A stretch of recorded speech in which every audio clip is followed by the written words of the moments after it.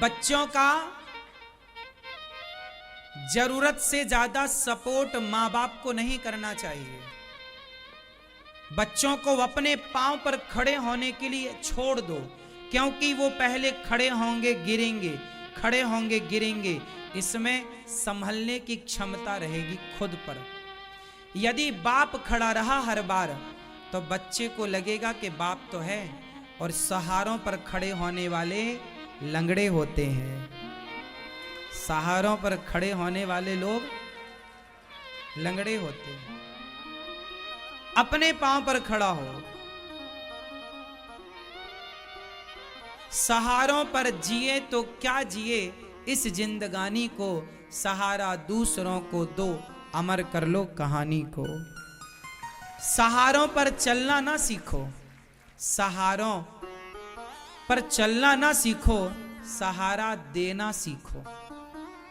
तुम किसी का सहारा बनो, तुम्हें किसी के सहारे की जरूरत ना पड़े। ये तो आपकी सफलता है। यदि आप सारी जिंदगी बाप के ही टुकड़ों पर पल रहे हैं तो आप लायक पुत्र नहीं हैं। लायक पुत्र वो नहीं होता जो बाप के टुकड़ों पर पले। आप ऐसे बेटे बन के दिखाओ कि आप अपने बाप से कह सको कि पिताजी आपकी जो संपत्ति है आप उस अपने हाथ से दान पुण्य कर दीजिए, जिसे जरूरतमंद को दीजिए। मेरे अंदर इतनी काबिलियत है कि जो आपके पास है मैं उससे ज्यादा आपके आशीर्वाद से कमा लूंगा। इतनी हिम्मत है कहने की बाप से। आजकल के कुछ बेटे तो अपने बाप को मार डालते हैं, संपत्ति हमें दो। सेवा नहीं करेंगे बाप की, संपत्ति लेंगे पूरी। ये नालायक थर्ड क्वालिटी के बेटे हैं, चाइना मॉडल।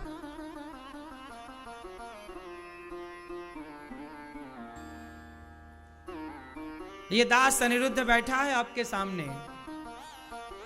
हमने अपने पिताजी से आखिरी बार पैसे मांगे थे मेला घूमने के लिए। हमारे यहां एक मेला लगता है गांव के पास शिवरात्रि के टाइम।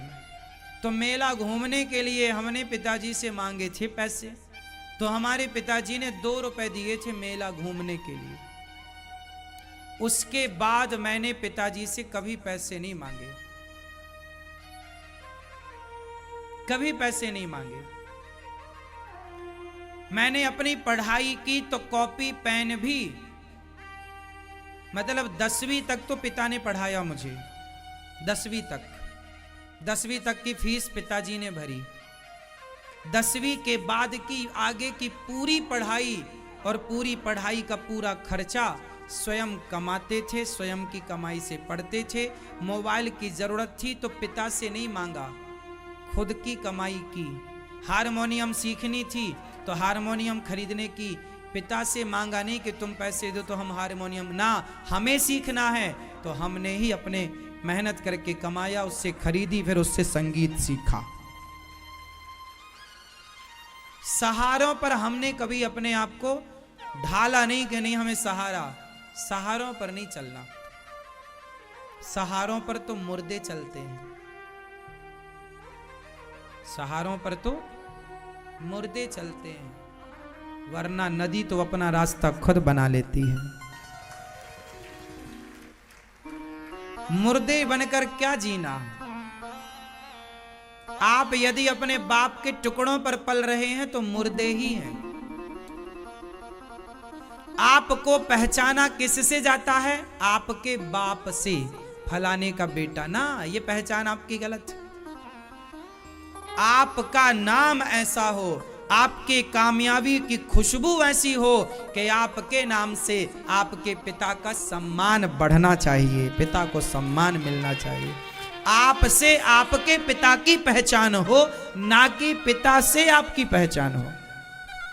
क्या सही है? मेरे पिता से मैं जाना जाऊं, इसमें मेरा क्या है? इसमें मेरी क्या काबिलियत है? बोलो भाई। अरे मेरे द्वारा मेरे पिता का सम्मान बढ़े, मेरे द्वारा मेरे पिता का आदर बढ़े, ये सफलता है। तो आप कैसे बेटे बनना पसंद करोगे? पिता के नाम से जाने जाओगे या आपके नाम से आपके पिता जाने जाएं? क्या बेहतर है बेटा बताओ? आप लड़कियों से भी बोल रहे हैं, तुम भी अपने बाप की परी ही ना बनी रहना, तुम भी कुछ ऐसा कर दिखाना कि तुम्हारे नाम से तुम्हारा बाप गर्व कर सके कि हाँ ये बेटी मेरी है। देखो जी, तुम्हारे बाप को कोई नहीं जानता, पर तुम कुछ ऐसा कर जाओ कि तुम्हारे कारण तुम्हारे बाप को जमाना जाने। जमाना, ये तो बेटियों का भी, ये बेटियों के लिए भी बोल रहा हूं, केवल बेटों के लिए नहीं। जनक जी को कोई नहीं जानता।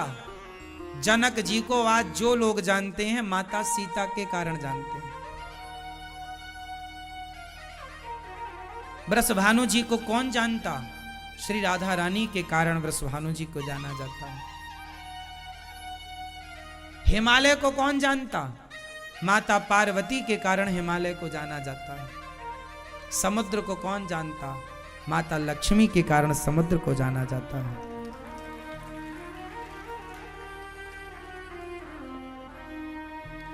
इसलिए बेटियां ऐसी हों जो अपने बाप के सम्मान को बढ़ाएं, पिता के सम्मान को बढ़ाएं। बेटा ऐसा हो जो पिता के सम्मान को बढ़ाए। हाँ या ना? क्या सही है? आप अपने बाप के नाम से जानी जाओ, ये सही है, या आपके नाम से आपके पिता का परिचय हो? फिर इसके लिए क्या चाहिए? इसके लिए पढ़ना चाहिए, इसके लिए काबिलियत चाहिए, इसके लिए आत्मविश्वास चाहिए, और इसके लिए सही प्लानिंग चाहिए, सही कार्य चाहिए।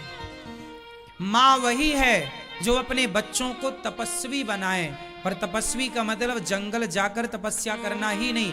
तपस्वी का मतलब होता है अपने लक्ष्य को पाने के लिए जो व्यक्ति तपता है, वही तपस्या। पढ़ने वाले बच्चे खूब दिन रात पढ़ते हैं, वो पढ़ना ही तो तपस्या है। काम करना, मेहनत करना, सफलता का प्रयास करना, भगवत चिंतन करते हो, यही तो तपस्या। तपस्वी बनाओ। आजकल के बच्चे कोमल हैं, सुकुमार हैं। आजकल बच्चे पहले की अपेक्षा स्ट्रांग हैं या कमजोर हैं? जोर से। आजकल के बच्चे पहले की अपेक्षा मजबूत हैं कि कमजोर हैं? जोर से। कमजोर हैं। कौन जिम्मेदार है? बच्चे कमजोर हो रहे हैं, इसका जिम्मेदार कौन है? जोर से। माता पिता। क्यों कमजोर हैं बच्चे? और माँ बाप की कहां गलती हुई? जरा प्रकाश डालता हूं, समझिए कहां गलती हो रही है आपसे, कहां आप गलती कर रहे हैं वो समझिएगा। गलती आप कर रहे हैं, बच्चे कमजोर क्यों हो रहे हैं? इसलिए कि आज शादी होने के तुरंत बाद आप लोग अलग होना चाहते हैं। पहली गलती। पति पत्नी अलग रहेंगे, हमें कोई डिस्टर्ब नहीं चाहिए किसी का। ना सास होनी चाहिए, ना ससुर होना चाहिए, ना जिठानी की किचकिच, ना देवरानी की, ना ननंद की। शादी हुई और आप अकेले, ना, ये निर्णय गलत है। सबके बीच में रहो। सबके बीच में रहोगे तो मजबूती ज्यादा होगी। याद रखना। लोहा जितनी बार आग में जाता है उतना मजबूत होता है, जितना तपता है उतना मजबूत होता है। कोशिश करो कि हमारे जीवन में ज्यादा दुख आए, कोशिश करो कि हमारे जीवन में ज्यादा संकट आए, कोशिश करो कि हमारे जीवन में ज्यादा मुसीबत आए, इसलिए कि वो संकट, वो मुसीबत ही आपको मजबूत बनाएगी। यदि जीवन में कष्ट नहीं आया तो आप मजबूत कैसे होंगे, ये तो बताओ। महाभारत युद्ध के पहले पांडवों को 12 साल का वनवास था। राम जी के राजा बनने के पहले 14 साल का वनवास था। ये वनवास क्यों था? क्योंकि राम जी डायरेक्ट राजा बन जाते, वनवास ना जाते, तो राम राज्य ऐसा ना होता। 14 साल राम जी ने तप कर देखा है जंगल में कि जीवन क्या है, कष्ट किसे कहते हैं, सुख क्या है, दुख क्या है, जानते हैं। और जब वो राजा बने तो उन्होंने अपनी प्रजा का वो हर सुख दुख जाना, क्योंकि वो जानते हैं यदि वो पब्लिक में ना घूमे होते, वंचितों से ना मिले होते, शबरी से ना मिले होते, तो राम क्या जानते। राजकुमार थे राम, तो महलों में पले बढ़े थे, वो क्या जानते कि गरीबी क्या होती है, वो क्या जानते कि भूखा क्या होता है। 14 साल में सब कुछ जाना राम जी ने। और आपके बच्चे आज डिग्रियां तो बड़ी बड़ी हैं, लेकिन आपके बच्चों को पता नहीं कि भूख क्या होती है, प्यास क्या होती है, दुख क्या होता है, तकलीफ क्या होता है, कांटे की चुभन क्या होती है। बच्चों को थोड़ा दर्द देना जरूरी है। मुझे पता है, मैंने बचपन में, ये दास अनिरुद्ध बैठा है आपके सामने, मैंने बचपन में भीख मांगी है। हमारे यहां इतनी गरीबी थी कि घर में खाने को रोटियां नहीं थी, भीख मांगना मजबूरी थी, ना मांगते तो रोटी ना बनती। बचपन में भीख मांगते थे, खाने को भरपेट रोटियां नहीं थी। ये मेरे जीवन की घटना है, हर दौर को मैंने देखा है तरीके से। गरीबी क्या है, अपमान क्या होता है, मैं खूब जानता हूं। गरीबों का अपमान होता है जब पैंट पहनने को कपड़े नहीं थे ना। मैंने बचपन में मैं तरस गया था कपड़े पहनने को। आश्चर्य मानेंगे आप, हंसेंगे। जब मैं 16 साल तक तो मैंने केवल चड्डी पर ही घूमता था, पैंट पहनने को तरसता था। एक पैंट आता था 1 साल में, पिताजी एक जोड़ी कपड़ा सिलवाते थे, वो भी टेरिकॉट का कपड़ा लाकर ऐसे दर्जी से सिलवा देते थे। वो पैंट तब तक पहनता था जब तक पीछे बड़े बड़े 2 छेद ना हो जाए। बैठते बैठते घिस जाता था, बड़े बड़े छेद निकल आते थे। उस पैंट से चड्डी दिखती थी पूरी, ऐसे कपड़े पहनते थे। ये जीन्स वगैरह जो आज के बच्चे पहनते हैं ना, छोटे छोटे, मेरी भी इच्छा होती थी जीन्स। सुना था गांव के लड़के पहनते थे जिनके पास था पैसा, मैं जीन्स नहीं पहन पाया। क्यों? मेरे पिताजी ने कभी जीन्स दिलाया ही नहीं। क्यों नहीं दिलाया? क्योंकि जीन्स महंगा आता था। उस समय 200 रुपए का, 150 रुपए का जीन्स आता था, और 200 रुपए का जीन्स पहनने की कहां औकात थी।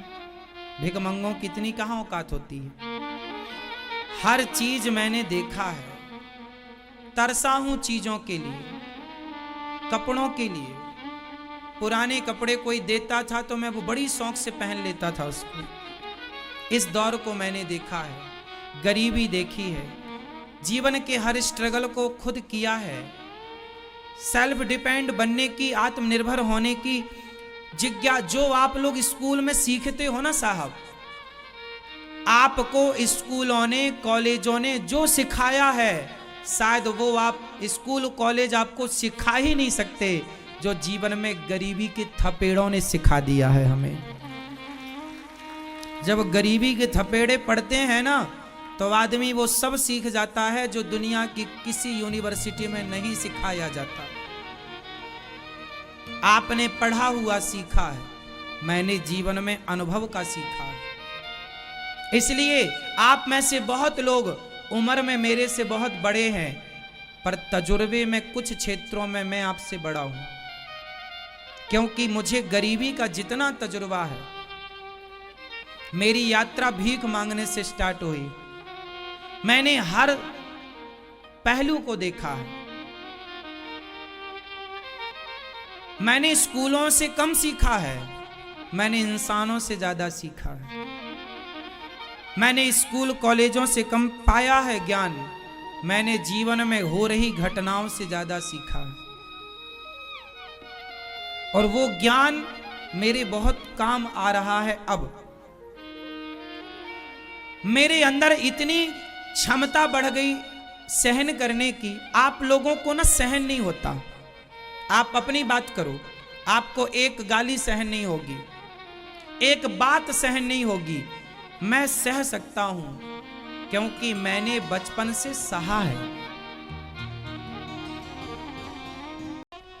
नींबू की खटाई हो या टमाटर की खटाई हो या इमली की खटाई हो, वो खटाई केवल दूध फाड़ सकती है। आप नींबू की खटाई दूध में मिलाओ तो फाड़ देगी। नींबू, इमली, आम की खटाई केवल दूध फाड़ सकती है, पर कपट की खटाई तो भाई भाई के रिश्ते को फाड़ देती है। पति पत्नी के रिश्ते को कपट की खटाई फाड़ देती है। जेठानी के बेटे से जेठानी से कितना कपट है, देवरानी के बेटे और देवरानी से कितना कपट है। सास अपनी बहू के साथ और अपनी बेटी के साथ कितना अलग व्यवहार करती है। बहू आएगी तो देखना भी पसंद नहीं, और बेटी आए गले लगाएगी, अचार भर भर के देगी, झोले में भर के ले जा, ले जा, ले जा। देसी घी बहू ना देखने पाए, चुपके से ले जा, ले जा। एक साड़ी और घुसा देगी झोले में, झोला भले फट रहा है, जगह नहीं है, ठूंसती जा रही अम्मा। बेटी के लिए प्यार टपक रहा है। बहू के लिए फटी साड़ी नहीं देती हो तुम, और बेटी आई तो ये दो वो दो, दो हम मना थोड़ी करते हैं, पर बेटी को जितना दे रहे हो बहू को भी दो। वो बहू नहीं है आपकी, वो ही बेटी है आपकी। ये तो आपने दान कर दिया, कन्यादान। उसे तो कन्यादान उसका लिया है, वो तो ली हुई है, ये तो दी हुई है। दी हुई से इतना प्यार है, ली हुई से प्यार नहीं है। ये कपट है कि नहीं? बहू के लिए अलग व्यवहार सास का, और बेटी के लिए अलग व्यवहार सास का। ये कपट है या नहीं? बोल दो हाँ या ना। इसी को न कहते हैं कपट। जबकि विपत्ति में काम बहू ही आएगी, बेटी ना आएगी वहां से। लेकिन माओ का प्यार बेटियों में ज्यादा है। और सास को ऐसा लगता है कि हम बहू के छिप करके बेटी को ये दे दें, वो सब देख रही है, उसे सब पता है। आपकी बेटी आए तो बिल्कुल मान सम्मान दीजिए उसे, साड़ी दीजिए, पायल दीजिए, अचार दीजिए, पापड़ दीजिए, देसी घी दीजिए, लेकिन चोरी से नहीं दीजिए। सासें ना चोरी से देती हैं, बहू की चोरी से, बहू ना देख ले। जबकि बहू ने सीसीटीवी कैमरे चिपका रखा तुम्हारी साड़ी में, उसे सब पता, वो सब देख रही है। और तुम्हें क्या लग रहा है वो नहीं जानती? वो सब जानती है। फिर रात को अपने पति से क्या कहती है? पति बोला जरा अचार लाओ, नहीं है अचार, कहां चला गया? तुम्हारी बहन आई थी, पूरा ले गई, भर के तुम्हारी मां ने दे दिया। पति बोला जरा देसी घी लगाओ रोटी में, सूखी चुप, अरे क्या लगाए, आई तो थी चुड़ैल, सब भर के ले गई, सब ले गई। ले भले कुछ ना गई हो, पर वो कहेगी सब ले गई। और ये कहने का मौका सासें देती हैं। और ये कपट है, इसे क्या कहते हैं? कपट। ये कपट तो तुमसे छूटा नहीं, और नींबू छोड़े बैठी हो, इमली छोड़े बैठी हो, वो कह रही हो संतोषी माता नहीं मिली, अभी 10-20 पीढ़ी ऐसी बैठी रहेगी तो न मिलेंगी। जो छोड़ना है वो आप छोड़ते कहां हैं? है ना मेरी मां?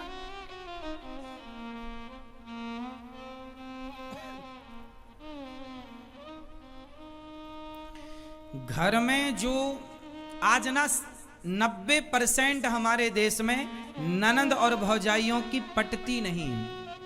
90%, 10% तो बहुत अच्छे से रहती हैं बहनों की तरह, बस 90% हमारे देश में ननंद भौजाई की नहीं ज्यादा पटती, मतलब तालमेल बनती नहीं बनती। क्यों? इसमें सबसे बड़ा जहर घोलने का काम कर देती है सास। दोनों के रिश्तों को फाड़ देती है। यही कपट करके, चोरी चोरी बैग में भरना, यही सब कर करके। ईमानदारी से दो ना। बहू से कहो, बहू जरा बेटी आई है, जरा उससे साड़ी, बेटे से बोलो बेटा कल बढ़िया साड़ी लेके आना, तेरी बहन आ रही है, देना, अचार दे, जो देना दो, ईमान उसी से दिलवाओ। यदि आप अपनी बहू से दिलवाओगी तो वो रिश्ते बने रहेंगे। और चोरी करके आपने कपट किया और फिर ननंद आती है एक दिन के लिए और क्या कहती है, भाभी आप हमारी मां का ख्याल नहीं रखती। तो भाभी मन में कहती है तू ही रख ले, रह जा यहां, इतनी चिंता तो ले जा घर। आप लोग भी ना इतना उपदेश ना किया करो तुम्हारी भाभी को। तुम अपनी सास का कितना ख्याल रख लेती हो। हर बहू अपनी मां की तरफ तो देखती है कि मेरी मां का ख्याल मेरी भाभी नहीं रखती, लेकिन बहू ये नहीं देखती कि मैं भी तो बहू हूं, मैं अपनी सास का ख्याल रखूं। यदि हर बहू अपनी सास का ख्याल रखे तो आपकी मां अपने आप सुखी हो जाए। लेकिन आप अपनी बहू, अपनी सास का ख्याल नहीं रखती हो, परंतु मां की पूरी चिंता है। और सासें अपनी बेटी की पूरी चिंता है। बहू का ख्याल, बेटी का ख्याल है, बहू का ख्याल नहीं है।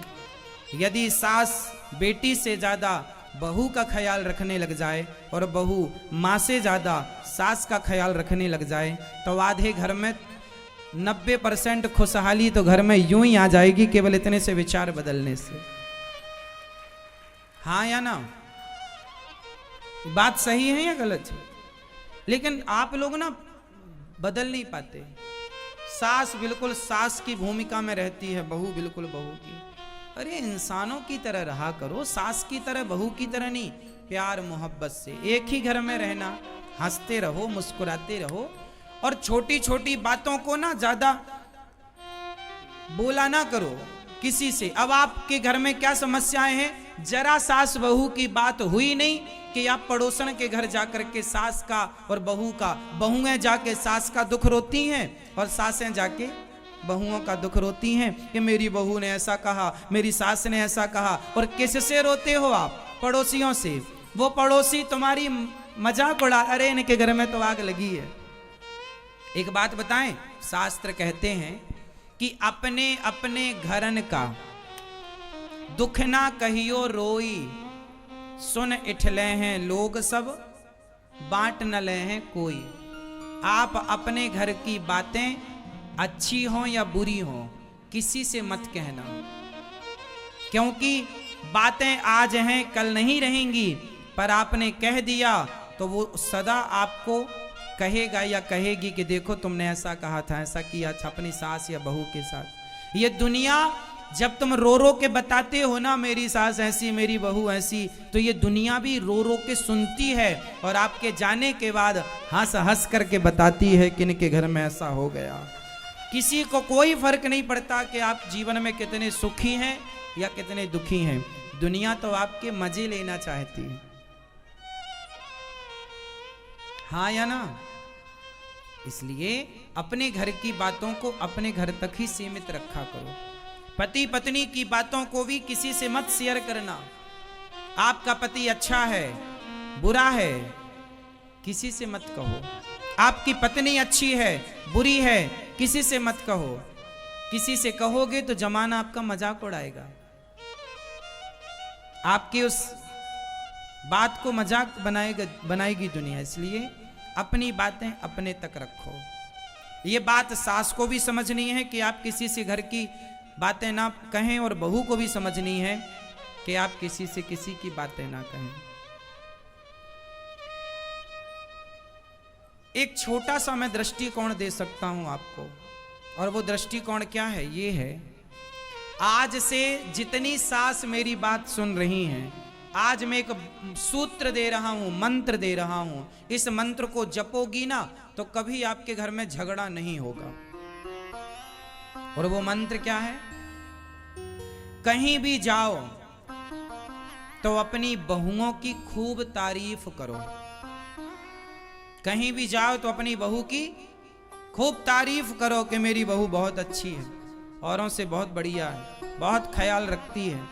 और जहां बहू हो, परिवार में रिश्तेदार कहीं भी जाओ, क्या होता है परिवार में कुछ लोग आपकी सुन करके और उनको उल्टा बता देते हैं। कहीं भी जाओ तो बहू की तारीफ करो तो लोग बाद में क्या कहेंगे, आपके पीठ पीछे, आपकी बहू से सुनो, आपकी सास आई थी बड़ी तारीफ कर रही थी। यदि आपकी बहू आपकी सेवा नहीं करती, आपको रोटी नहीं देती माना की, और आप फिर भी कहें कि मेरी बहू बहुत अच्छी है, बहुत सेवा करती है, और फिर जमाना जब कहेगा बहू से कि तेरी सास तो तेरी बहुत तारीफ करती है, तो जब वो ये सुनेगी कि मैं तो रोटी भी नहीं देती और मेरी सास मुझे अच्छा कह रही है, तो इस भाव से अपने आप उसका हृदय परिवर्तन हो जाएगा कि देखो मैं तो इसके साथ क्या कर रही हूं और ये मेरे साथ क्या कर रही है। और आप उल्टा करते हैं, बहू रोटी देती भी होगी तो आप क्या कहती हो, नहीं हमारी बहू तो ठीक से बात भी नहीं करती, रोटी भी नहीं देती, ऐसे थाली पटक के चली जाती है। कभी बहू थाली रख रही थी और साड़ी फंस गई और थाली गिर गई, तो सास को क्या लगा, पटक के चली गई। वो रखी थी पर वो अब सारी जिंदगी यही कहेगी हमारी बहू तो पटक के चली जाती है, थाली ऐसी है। किसी के दोष क्यों देखना है, किसी के गुण क्यों नहीं देखना है। रिश्तों को जब रहना आपको इन्हीं के संग है तो रोते क्यों रहो, हंसते रहो ना, प्रसन्न रहो ना, खुश रहो ना। खुशहाली कहां से आएगी। आप एक घर में 4 लोग रहते हैं, चलो एक सवाल पूछ रहा हूं, जरा उत्तर दो। 4 गाय हैं और चारों दिशाओं में गायों ने मुंह कर रखा है। एक गाय ने पूर्व दिशा में मुंह, एक ने पश्चिम में, एक ने उत्तर में, एक ने दक्षिण में, और बीच में घास रखी है। अब बताओ वो कैसे खाएंगे। बीच में घास रखी है और एक गाय ने पूरब की तरफ मुंह, एक ने पश्चिम, एक ने उत्तर, एक ने दक्षिण में कर रखा। अब बताओ कैसे खाएंगी, आप बताओ। एक गाय का मुंह, हाँ बिल्कुल ठीक कहा आपने, एक गाय का मुंह पूरब इस तरफ, एक गाय का मुंह इस तरफ, तो दोनों का मुंह बिल्कुल सामने हो गया। एक गाय का मुंह इस तरफ, एक गाय का मुंह इस तरफ, और बीच में घास रखी, खा रही है आराम से, क्या बुराई है। बिल्कुल सिंपल है। 4 गाय हैं और चारों दिशाओं में मुंह है। भाई आमने सामने मुंह ना हो जाएगा, ये पूरब ये पश्चिम, तो ये सामने मुंह हो गया, ये मुंह यहां, एक दक्षिण एक उत्तर, ये मुंह, चारों का मुंह जाके एक जगह हो जाएगा और एक जगह घास रखी है, खाएंगी चारों एक साथ। यही आपके घर में हो रहा है। आपके घर में भी 4 लोग हैं और चारों का मुंह चारों दिशाओं में है। एक रसोई में रोटी बन रही है, खाना एक साथ है लेकिन अलग अलग। इसलिए हम क्या कह रहे हैं, समझो कि आप लोगों का चारों दिशाओं में मुंह है ही, तो चारों दिशाओं में मुंह 2 प्रकार से हो सकता है। गाय चारों दिशाओं में मुंह कर सकती है। एक तो ये उपाय है कि एक दूसरे के सामने मुंह करें ऐसे ऐसे, और एक ये भी उपाय है कि एक इस तरह मुंह करके खड़ी हो जाए तो पूंछ हो जाएगी पीछे, घास की तरफ पूंछ हो जाएगी गाय की, तो चारों की पूंछ एक जगह हो जाएगी। या तो चारों की पूंछ एक जगह हो जाएगी या तो चारों का मुंह एक जगह हो जाएगा, और दोनों सही है। दोनों में चारों दिशाओं में मुंह है, हाँ या ना। अब आपको देखना है कि आपको भी चारों दिशाओं में तो मुंह है, पर कैसे मुंह करना है।